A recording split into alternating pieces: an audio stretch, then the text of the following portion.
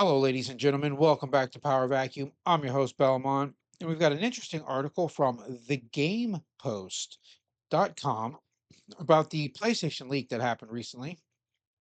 And so let's see what all they have to say. PlayStation 6 leak reveals major GPU upgrade with ray tracing and AI performance boost.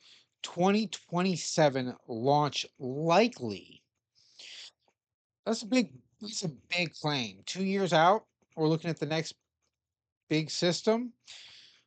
Uh, but first and foremost, we had to check something real quick. I thought the PS5 had ray tracing.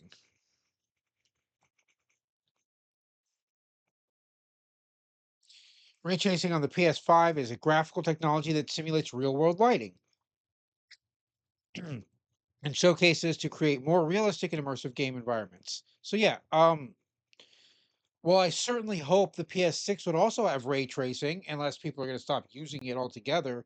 But why would you not have it? That's just a downgrade from the PS5 and the PS5 Pro. But let's continue. A new rumor suggests that the PS6 will feature a major GPU upgrade with stronger ray tracing and AI performance, targeting 2027 release. Probably should have just read the first sentence. As excitement continues to build around the next generation of consoles, the PlayStation 6 is right at the center of the conversation. Over the past few months, rumors have been flying about what Sony's next big leap might look like. Everything from upgraded specs to the entirely new handheld device launching alongside it. So I'm gonna go ahead and stop right there. It doesn't matter what your specs are and how big of a jump you make. Graphic fidelity has died. Game companies just don't give a shit about making games look good. Games that are 7, 8 years old look better than games that are coming out today. I think Death Stranding is the exception. Death Stranding 2 looks phenomenal when you look at the graphics and the actual like fidelity, um, pixel rate, what do they call it? Particles, all that kind of stuff looks amazing. Everything else, though, if you compare like the modern Need for Speed to Need for Speed from like 6 or 7 years ago, the one that's from 6 or 7 years ago looks better.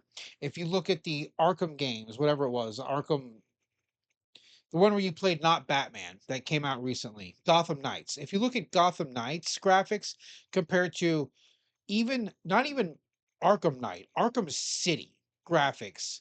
Arkham City looks better than Gotham Knights.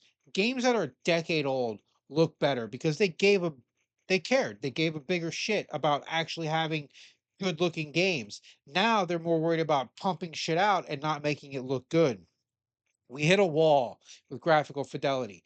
Hopefully GTA 6 will live up to the standards of Red Dead Redemption 2 because Red Dead Redemption 2 looks better than 95% of the games that come out today. And how old is that? Game's like 7 years old now or something like that. It's insane. So having a stronger rig doesn't mean shit if your games don't look good or nearly as good as they did a decade ago. I've said my piece on that matter. Let's continue with the article. Now, thanks to the trusted source in the hardware scene, we may have a clear idea of what kind of performance we can expect under the hood.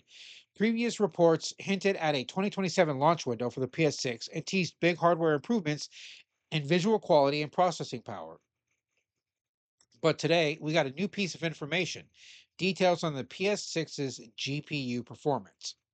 PlayStation 6 GPU leak hints at 20% raster boost, two times ray tracing, and AI power.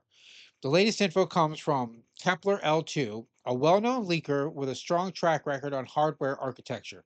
According to their recent comments from the NeoJAF forums, both the PlayStation 6 and the next gen Xbox will be using AMD's new UDNA GPU architecture. So you don't have to question if the Xbox is going to be using that because Microsoft signed a deal with AMD, and I'm pretty sure everything Microsoft's doing going forward with the next probably decade is going to be done with AMD.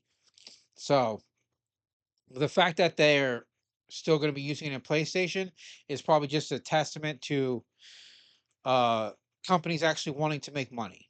Which this whole console exclusive shit needs to go away if your companies want to succeed in this age of digital media and high-end piracy. But let's see. Compared to RDNA 4, which launched earlier this year with the Radeon RX 9000 series graphics card, UDNA is said to offer a 20% performance gain in traditional rendering and double the speed when it comes to ray tracing and AI related tasks.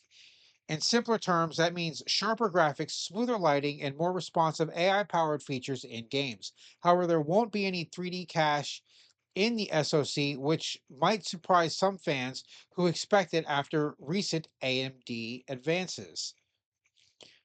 Probably 20% ish it for raster perf CU and around two times for ray tracing AI perf performance. I don't know why they say perf. I guess this is his direct quote. From Kepler L2 said when asked about the gains UDNA will bring over RDNA 4. They also added the performance jump is almost entirely down to AMD's core tech, not deep customizations by Sony or Microsoft, suggesting both consoles could be fairly similar on paper. Microsoft, Sony, vastly overstate the degree of customization they make. Most of the time, it's re adding features that AMD removed in recent architectures to enable backwards compatibility, or removing features they don't use, Kepler L2 said. In terms of actual CPU or GPU performance, it's 99% AMD's work that matters. It's important to keep in mind that all of this is still unconfirmed and that things could change before Sony official reveals anything. So we suggest taking everything with a grain of salt. I hate rumors. This is why I hate rumors. I apologize for this being a rumor. I thought maybe the leak was going to be more substantial. I don't read these articles in advance. I like to do live readings just so my reactions and my understanding are genuine and I'm not like manufacturing my response. Meanwhile, reports of a new PlayStation handheld continue to surface as well. Just stop, Sony. Your handheld, I mean, I don't know. I shouldn't say they don't do well, but they definitely don't perform as well as any other form of handheld. I think the Steam Deck sold the last Sony handheld, but I'd have to double check that. Rumors suggest Sony is working on a full-fledged portable device that might launch alongside the PS6, potentially bringing console quality gaming to a smaller screen. What do you think about these PS6 specs and the handheld rumors? La la la la. I don't care. Is this supposed to be a working design of what the PS6 might look like, or is this a custom skin for the PS5 Pro? I'm not sure. Does it say? Just says image Sony. All right, well, there you have it. 20% raster boost, two times rate, double the ray tracing, which, I mean, do you need it? I know a lot of people that turn ray tracing off on consoles because ray tracing doesn't really add much to the game other than horror games where lighting effects are actually kind of crucial to the game.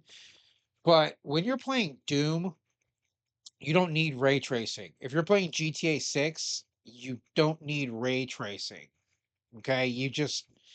The game should be able to stand on its own. It doesn't matter if I can see a candlelight reflecting in a window as I walk down a hallway.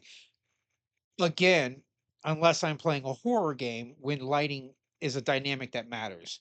That's when ray tracing should be important. But for average games, I don't give a shit about that. I don't care if my headlights on my car reflecting off the street when it's raining in fucking Forza. I care about gaining position and beating out my rivals. I don't give a shit about realistic lighting. And I don't care about realistic lighting if your graphics are shit or your graphics aren't up to standard or snuff and they're not realistic. If your lighting effects are more realistic than your world, what good is ray tracing? Now, the 20% boost for the GPU, that's dope. That's substantial. That merits calling something next gen. All right, 20% increase. There we go. That's what I'm out. 2027 launch doesn't sound likely to me. It sounds pretty unlikely considering they just released the PS5 Pro not even a full year ago. So, yeah. So, I'm skeptical on that. And Xbox is still working out the kinks with their next console. I don't think they've fully decided whether or not they want to do an upgradable console or if they're going to do a fixed unit. So, again, I apologize about the rumor mill. I hate rumors because there's no foundation in reality. I prefer facts to rumors. I prefer knowing what's going to be coming out, not speculating on it. If I'm going to do speculating, I want it to be my own speculation, not someone else's. But that's all I have for this story. This is your host, Belmont, signing out.